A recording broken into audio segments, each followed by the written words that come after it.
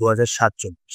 এই সংখ্যাটা শুধু একটা ইয়ার না, এটা হলো একটা সিম্বল, একটা ড্রিম, একটা গোল। স্বাধীনতার 100 বছর কমপ্লিট করবে ভারত। কিন্তু কোয়েশ্চেনটা হলো, ওই বছরে ভারত কি শুধু ইন্ডিপেন্ডেন্স ডে সেলিব্রেট করবে, নাকি গ্লোবাল একটা সুপার পাওয়ার হওয়ার যে আনন্দ, সেই আনন্দটাও সেলিব্রেট করার সুযোগ পাবে?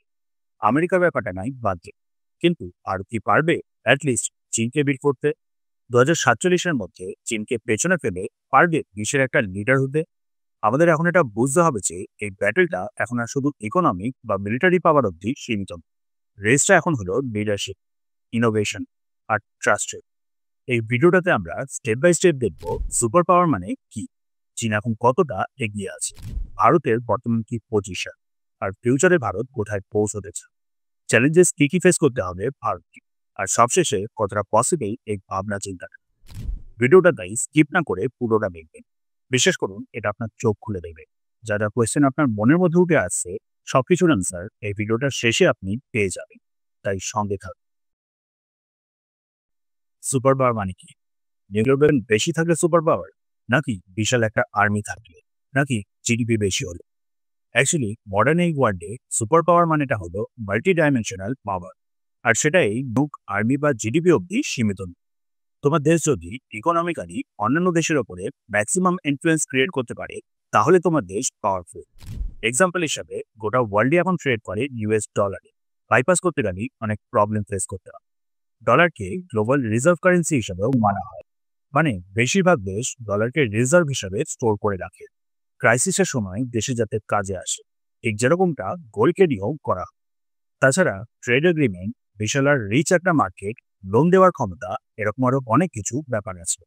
মিলিটারি দিক থেকেও নট জাস্ট একটা বড় আর্মি, সে দেশের মিলিটারিকেই এখন পাওয়ারফুল বলা হয়, যার কাছে আছে অত্যাধুনিক বিভিন্ন রকমের অস্ত্র, AI based drone, AI based missile, indigenous আর super effective defence system, aircraft carrier, submarine, intercontinental ballistic missile, strategic missile, modern advance fighter aircraft, এরকম আরো অনেক কিছু।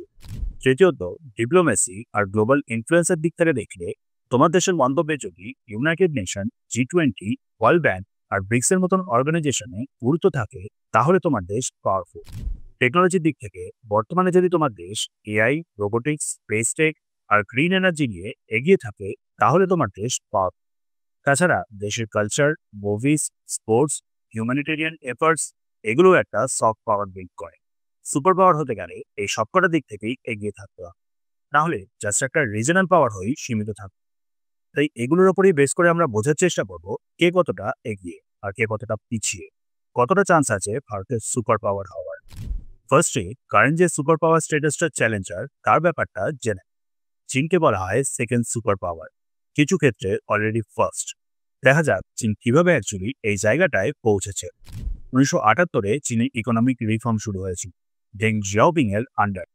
ধীরে ধীরে ক্যাপিটালিজমকে অ্যাকসেপ্ট করা শুরু করেছিল চীন, প্রাইভেট বিজনেসকে এনকারেজ করা শুরু করেছিল, ফরেন ইনভেস্টমেন্টকে অ্যাকসেপ্ট করা শুরু করেছি।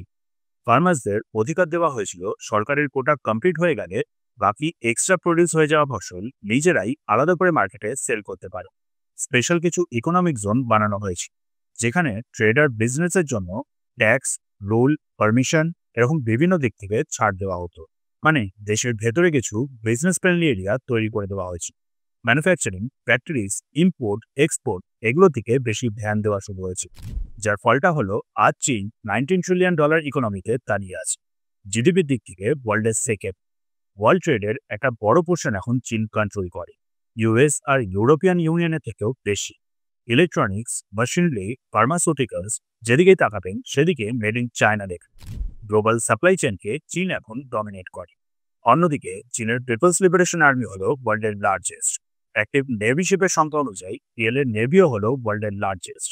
Hypersonic missile, cyber army, space base surveillance, সবেতেই চীন অনেকটা এগিয়ে গেছে। স্পেস পাওয়ারের দিক থেকে দেখলে চীন সেই কয়েকটা হাতে গোনা দেশের মধ্যে যারা যাদের সফট ল্যান্ডিং করতে সাকসেসফুল হয়েছে। চীন দ্বিতীয় দেশ আবার মঙ্গল গ্রহতে একটা রোভার পাঠানোর ব্যাপারে। চীনের কাছেই এখন একমাত্র আবার আছে পুরোপুরি নিজেদের একটা স্পেস স্টেশন, টিয়াংগং। ডিপ্লোমেসির দিক থেকেও চীনের বেল্ট অ্যান্ড রোড ইনিশিয়েটিভের মাধ্যমে আবার 100টা দেশের ওপরে চীনের স্ট্র্যাটেজিক কন্ট্রোল। মানে চীন অ্যাকচুয়ালি এখন বেশ অনেকটাই পাওয়ারফুল।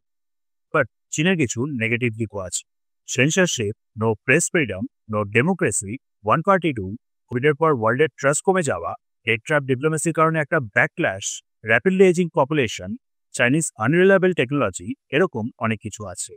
নাও এবার ভারতের রাইস, স্ট্রেংথ আর পোটেনশিয়ালের ব্যাপারটা জেনে। ভারত ধীরে ধীরে বাট স্টেডিলি রাইজ করছে। বর্তমানে ফোর্থ লার্জেস্ট ইকোনমি, জাস্ট কিছুদিন আগেই জাপানকে সারপাস করেছে।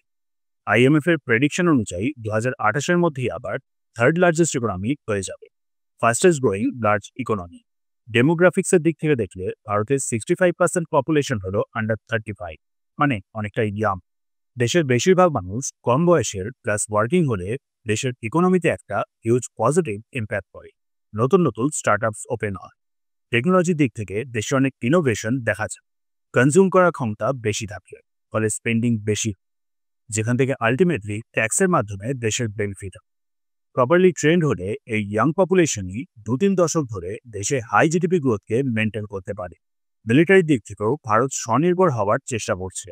Indigenous 4.5 generation Tejas fighter jet, 5th generation stealth AMCA, S-400 এর মতন ইন্ডিজিনাস প্রজেক্ট পুষা, ব্রহ্মোস 1, ব্রহ্মোস NG আর ব্রহ্মোস 2। ভারতেই তৈরি INS Vikrant aircraft carrier, INS Arihant submarine. মিসাইলের মধ্যে অগ্নি, পৃথিবী, প্রলয়, এরকম অনেক কিছু আছে। স্পেস মিশনের দিক থেকেও ইসরো অনেকটা এগিয়ে গেছে। নেভিগেশন সিস্টেম, চন্দ্রয়ান-3, মঙ্গলয়ান, আপকামিং গগনয়ান, এরকম অনেক কিছু। লো কস্টের মধ্যেই হাই পারফরমেন্স ডেলিভার করার জন্য পরিচিত ইসরো। ডিজিটাল রেভলিউশনের দিক থেকেও ভারত অনেকটা এগিয়ে। ইউপিআই, আধার, ডিজিটাল ইন্ডিয়া, জ্যাম ট্রিনিটি, আরও অনেক কিছু। Yoga, cricket, culture, student, movies, এসবের মাধ্যমেও ভারতের সফট পাওয়ার বাড়ছে। আনলাইক চায়না, গ্লোবাল স্টেজে ভারতের ইমেজটা হলো পিসফুল, ট্রাস্টওয়ার্দি আর সবথেকে ইম্পর্টেন্ট স্টেবল আর লার্জেস্ট ডেমোক্রেসি। কম্প্যারিজন করলে চীন এই মুহূর্তে $19 ট্রিলিয়ন বসে থাকলেও ইকোনমিক স্লোডাউন ফেস করছে। ভারত সেখানে ফাস্ট গ্রো করা শুরু করে দিয়েছে। চায়নার পপুলেশন এজিং, 60% পপুলেশন অ্যাবভ 35। ভারতে সেখানে 65% পপুলেশন আন্ডার 35। চীনে কমিউনিজম, ভারতে সেখানে ডেমোক্রেসি, যেটা সবাই পছন্দ করে। চীনের মিলিটারি সাইজে লার্জ, বাট মিলিটারি টেকনোলজি অনেকটা আনরিলায়েবল। ডিপ্লোম্যাটিক্যালি চায়না অনেকটা এগ্রেসিভ, ভারত সেখানে ব্যালেন্স করে চলার চেষ্টা করে। অর্থাৎ এই মুহূর্তে দাঁড়িয়ে চীন নাম্বারের দিক থেকে এগিয়ে থাকলেও ভবিষ্যতের কথা মাথায় রেখে ভারত অনেকটা স্ট্রং বেস তৈরি করে ফেলেছে। এবার জেনে নিই জিওপলিটিক্যাল পাওয়ার গেমের ব্যাপারটা। ডিপ্লোমেসি মানে শুধু কনফারেন্স অ্যাটেন্ড করা না, এটা হলো একটা স্মার্ট পাওয়ার গেম। ইউএস এর সাথে ভারত জড়িয়ে আছে স্ট্র্যাটেজিক পার্টনারশিপে। ভারত কোয়াডের মেম্বার, সাথে অ্যাপাচে, চিনুক আর প্রিডেটর ড্রোনের মতো ডিফেন্স টিম। রাশিয়ার সাথে ভারতের long standing historical partnership, single largest defence partner. লিজে আবার সাবমেরিনও নেওয়া। ইসরায়েলের সাথেও long standing relation, missiles, UAV, defence system, এরকম বিভিন্ন রকমের ডিল।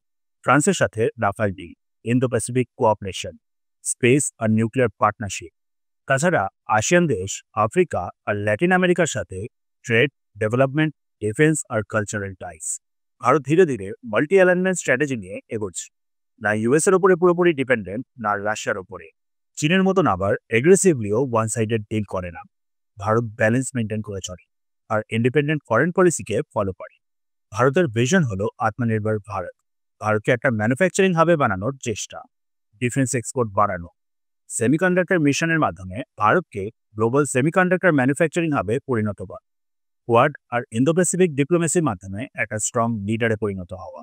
আর তার জন্য ভারতকে যে চ্যালেঞ্জেসগুলো ওভারকাম করতে হবে সেগুলো হলো প্রপার রুরাল কানেক্টিভিটি, ভারত জুড়ে green energy supply, fast transport, বর্ডারে ইনস্টেবিলিটিকে ওভারকাম করা, semiconductor, defence components, rare earth minerals, এগুলোর ব্যাপারে অন্যান্য দেশের ওপরে ডিপেন্ডেন্সি কমানো।